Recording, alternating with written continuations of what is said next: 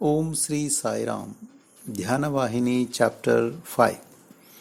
Cultivate the blissful Atmic experience. People are engaged in various forms of cultivation, but the most important of these is cultivation of spiritual experiences. All cultivation is based on spiritual cultivation. It is the king of cultures. The king makes laws, but he is above and beyond them.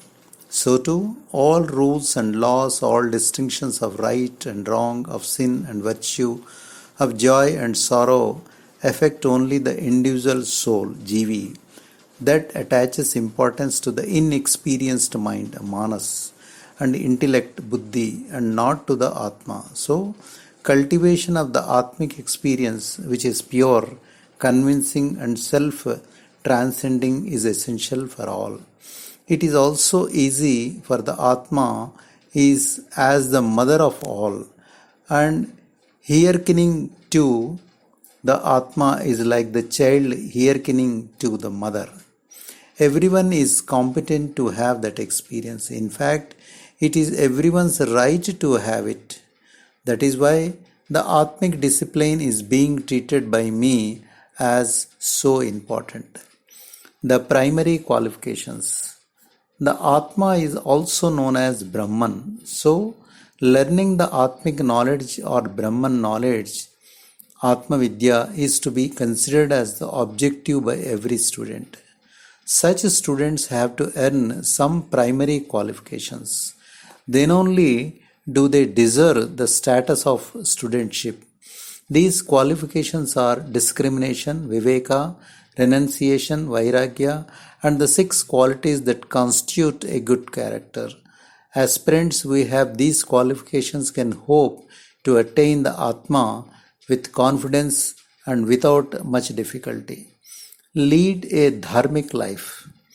The highest Atma, Paramatma, has 6 chief characteristics: complete wisdom, Dhyana; complete renunciation, Vairagya; divine beauty; the fullest splendor of power, Ishwarya; undiminished fame and inexhaustible fortune. His nature is full existence, Sat, full knowledge, Chit, and full bliss, Ananda. These are also related to people through the Atma in them. So, all humanity has a right to realize and enjoy these characteristics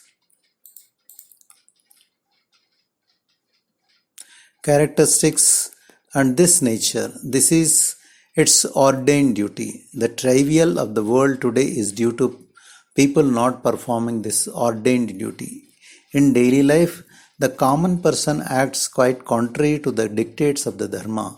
Of the householder Grihastha, people don't follow the path laid down by the scripture Shastras and by the law texts of Manusmriti. They don't have an iota of truthfulness in them. Truth is the most holy virtue. So, leading a primitive type of life, people lose courage at the slightest upset and give up the adventure of life. People develop a kind of pseudo renunciation. If only they would enter upon the householder's life with the attitude of performing their duty, they would not need to run away from it and seek caves and forests for escape. Each can realize the Lord in their assignment of duty, in their dharmic life. The contemplation of the Lord must proceed in union with the dharmic life. This type of life has no need for status, scholarship, or vanity. The latter only lead people astray. It is only through this life that the mind and the intellect can be controlled, the knowledge Vidya of Atma cultivated, and the will sublimated. A good character is essential for the realization of the Atma. In other words, all evil propensities have to be uprooted, just as the army becomes dispirited and surrenders when the commander falls. So the army of evil qualities will surrender its arms as soon as egotism Ahankara is destroyed. The evil qualities are all natives of the realm of anger. So, if that region is devastated, the soldiers can never again raise their heads. It is enough to accomplish this alone.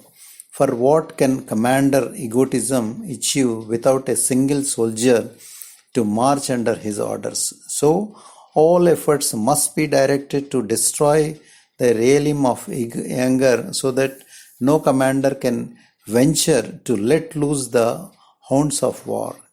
Let each spiritual aspirant preserve the region of his mind in peace by putting a stop to the rise of this commander and these soldiers. Let each spiritual aspirant bask forever under the smile of the ruler, the Atma. The 8 gates.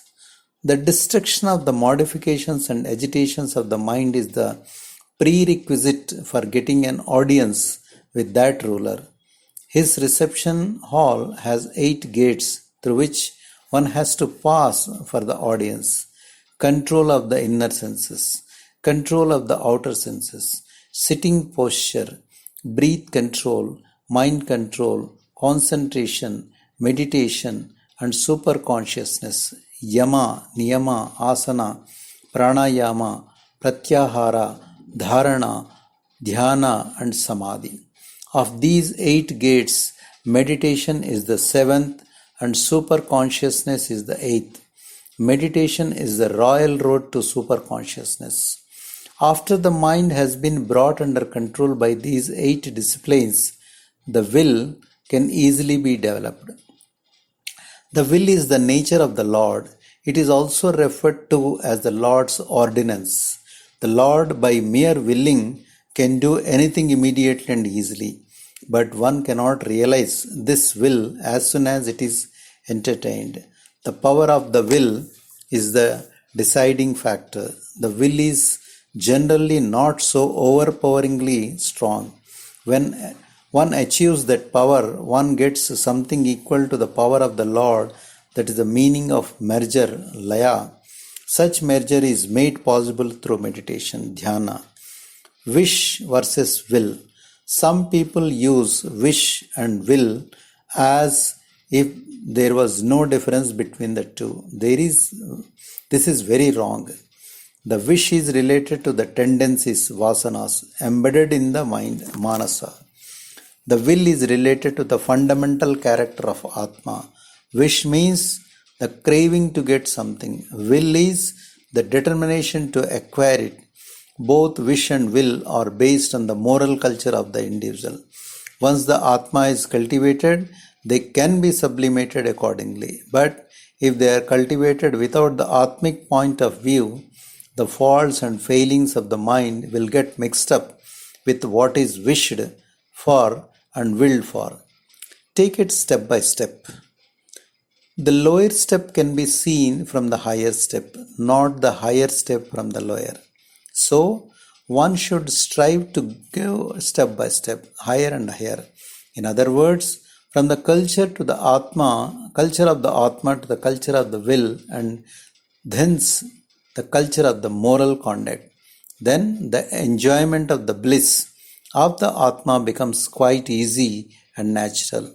When the baby is unable to walk, the mother encourages it to toddle a few steps at a time at home before it is allowed to go on the road. Instead, if it is put on the high road first, how can it learn? Besides, what of the dangers of the road? So also, first the internal factors have to be strengthened and then external factors like moral conduct become easy. Morals without the basis of internal uplift will not only be deep-seated, so the cultivation of the attitude of the Atma is primary. The aim of the spiritual practice is to remove the motive, the wish, the attachment, the yearning for the fruit. Understanding this clearly, the spiritual aspirant must not give way to any dispiritedness, despondence, or feeling of failure or doubt. The aspirant must be patient and bear things with fortitude. Therefore, the aspirant must develop within themselves enthusiasm, faith, activity, and joy. Keeping the great big result of effort constantly in view, the aspirant must boldly discard all difficulties and temptations. Since the latter are but short lived and weak, with a little patience they can be overcome with ease. If the aspirant is not vigilant and patient, all already achieved success will melt away in an unguarded moment. Spiritual aspirants, yogis, and renunciants, sannyasins have to climb a ladder, the steps of which are argumentation, no argumentation, analysis, non analysis, agreement, etc. Sa vitkara, vitakara, sa vichara, nirvichara, samatha, etc. No past or future. The knowledge of the world is not real knowledge. It is relative knowledge. The knowledge of the non-real, the knowledge of the eternal absolute is the real knowledge.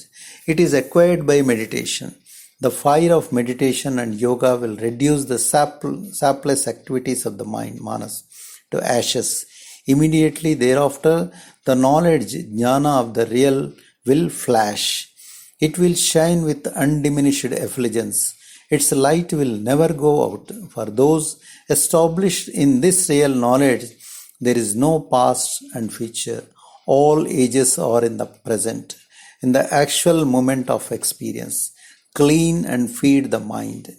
Just as soap is necessary to make this external body clean, repetition of the divine name, meditation, and remembrance, smarana, are needed to clean the interior mind. Just as food and drink are needed to keep the body strong, contemplation of the Lord and meditation on the Atma are needed to strengthen the mind. Without this food and drink, the mind will just totter this way and that. As long as the waves are agitating the top, the bottom cannot be seen. When the waves of desire agitate the waters of the mind, how can one see the base, the Atma? The tottering causes the waves and is caused by want of food and drink. So, clean the mind with contemplation of the Lord. Feed it with meditation on the Atma. Only meditation and spiritual practice, sadhana, can clean the depths of the mind and give it strength. Without purity and strength, the Atma recedes into the distance and peace flees. Jai Sai Ram.